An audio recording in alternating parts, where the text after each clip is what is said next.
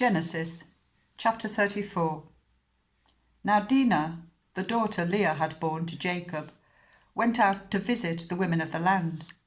When Shechem, son of Hamor the Hivite, the ruler of that area, saw her, he took her and raped her. His heart was drawn to Dinah, daughter of Jacob. He loved the young woman and spoke tenderly to her. And Shechem said to his father Hamor, "Get me this young woman as my wife." When Jacob heard that his daughter Dinah had been defiled, his sons were in the fields with his livestock, so he did nothing about it until they came home. Then Shechem's father Hamor went out to talk with Jacob. Meanwhile, Jacob's sons had come in from the fields as soon as they heard what had happened.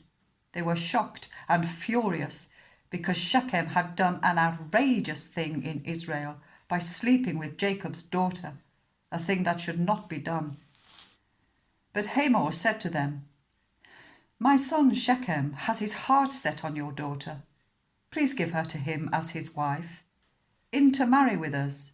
Give us your daughters and take our daughters for yourselves. You can settle among us. The land is open to you. Live in it, trade in it, and acquire property in it." Then Shechem said to Dinah's father and brothers, "Let me find favour in your eyes, and I will give you whatever you ask. Make the price for the bride and the gift I am to bring as great as you like, and I'll pay whatever you ask me. Only give me the young woman as my wife." Because their sister Dinah had been defiled, Jacob's sons replied deceitfully as they spoke to Shechem and his father Hamor. They said to them, "We can't do such a thing. We can't give our sister to a man who is not circumcised. That would be a disgrace to us. We will enter into an agreement with you on one condition only, that you become like us by circumcising all your males. Then we will give you our daughters and take your daughters for ourselves. We'll settle among you and become one people with you. But if you will not agree to be circumcised, we'll take our sister and go." Their proposal seemed good to Hamor and his son Shechem. The young man, who was the most honoured of all his father's family, lost no time in doing what they said, because he was delighted with Jacob's daughter. So Hamor and his son Shechem went to the gate of their city to speak to the men of their city. "These men are friendly towards us," they said.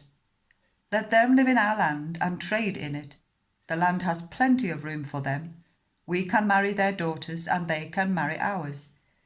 But the men will agree to live with us as one people, only on one condition, that our males be circumcised, as they themselves are. Won't their livestock, their property, and all their other animals become ours? So let us agree to their terms, and they will settle among us." All the men who went out of the city gate agreed with Hamor and his son Shechem, and every male in the city was circumcised.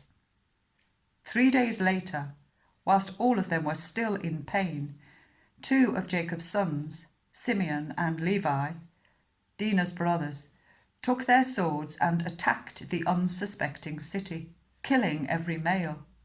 They put Hamor and his son Shechem to the sword and took Dinah from Shechem's house and left.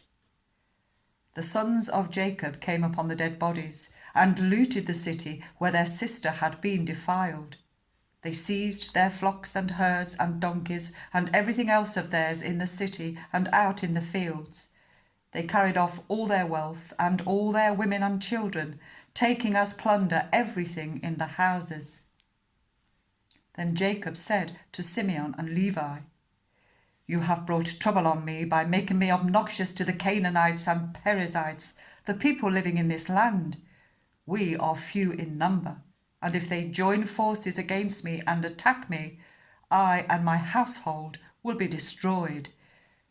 But they replied, "Should he have treated our sister like a prostitute